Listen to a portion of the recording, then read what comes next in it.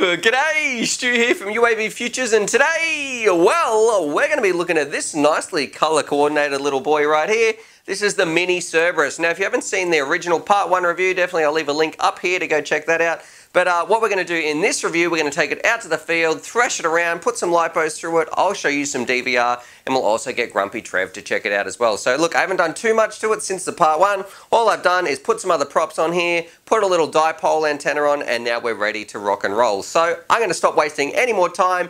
Let's cut down to the field, let's roll some DVR, and check out why this is such a cool little 3-inch racer. All right, let's do it in 3, 2, 1. Alrighty, out here in the field, about to check out the Cerberus mini Cerberus, whatever you want to call it. Now, we're going to fly it around. I'm going to show you some DVR, then we'll hand it over to Grumpy Trev. All right, let's do it.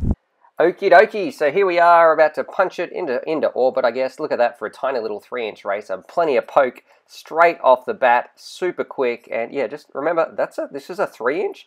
Absolutely smashing it around the course. And it was kind of funny. One of the guys I fly with, his name is Pezzy D. He had his old 3-inch racer out, and he was actually flying it around the same time. And it was just crazy. Admittedly, he was on 3S, but it was just crazy to see how far we've come in such a short amount of time. And look, I did hit the ground there, made the lens a little bit dirty. That part was a little bit frustrating. And I thought, well, this has got some power. Instead of coming into land, what I might do, I might just fly around, give it some stick, and clean it that way. Now, of course, something I love, it does have a full-size FPV camera, so that gives us a great, easy option to put in an OSD. So I think in this one, we've got the RunCam Swift 2, and that's all you need. So your OSD voltage and also your time, so your voltage and your timer. Now, doing a little bit of track flying here on the UAVfutures test track, and something I wasn't used to, if you look at when we come to those over and unders, I didn't think it would have so much poke or so much power, and that actually made those over and unders a little bit more tricky, because I would guess I was overcompensating, and I was almost crashing in. It was almost coming in too high, which is usually, you think, on a small 3-inch, you're going to crash into the dirt, but this one had plenty of stick. It was very, very easy to get out of troubling situations, and super quick, like you saw it flying around at the start. So we're coming up to the over and under here. Very nice, clean FPV screen, and usually you'd expect it to drop a bit more, and look, that was very high, so that I'm a big fan. I reckon I could definitely tilt this camera angle a little bit more, and this thing should be an absolute rocket. Now, I didn't have any oscillations or any jitters or anything like that, because these were a nice, clean, fresh set of props. And I remember telling Trevor, don't crash it, you know, because I wanted to keep flying this. But what do I do at the end of this flight here?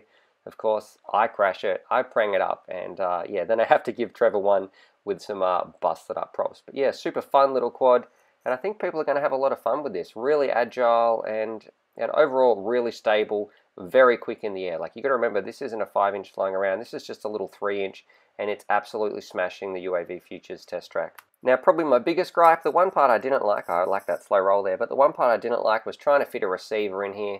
I found fitting in a receiver was a little bit difficult, so they need to maybe adjust the TPU mount or something like that in the future. And I was only putting in an AF8S or whatever it is, those small FlySky receivers.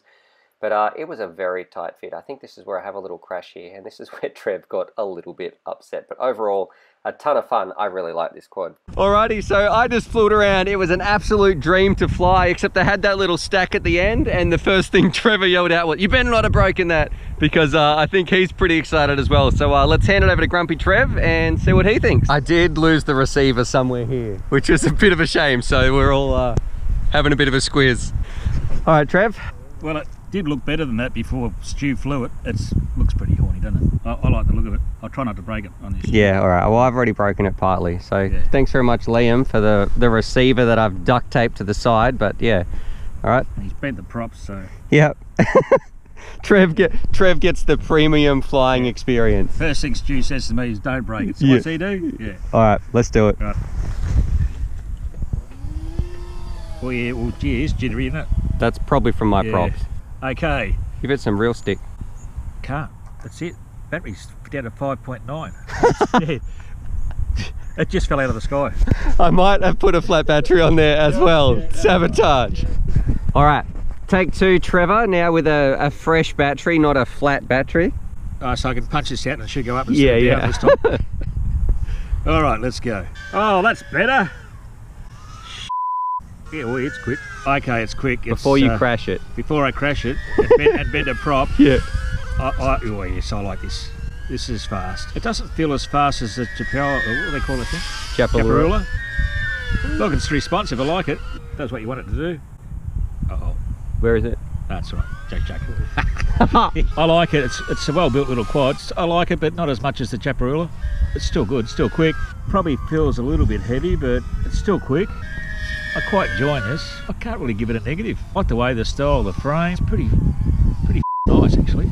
Nothing, like I said, nothing outstanding, but it would probably be a lot better to fly with. It wasn't jittery, and if you had the Pro Gun, it's Stu. Look, it's up there. I'd give that a probably, I don't know, about an 8. There's a few little issues with it. I don't like the way the receiver mounts in it. Really tight. It's really tight, and it's a tiny receiver. But other than that, not a bad little quad. Alrighty, so there it is. There's my part 2 review of the Mini Cerberus, and I really think this is up there with the Japalura. I know Trev prefers the Japalura, but either way, this one is an awesome quad. Absolutely super fun to rip around, really stable. And probably my biggest gripe is I just wish there was a little bit more room in here for the receiver, because other than that, this thing was a dream to fly, and these sort of 3-inch racers are making me buy some more batteries because I'm having so much fun with them.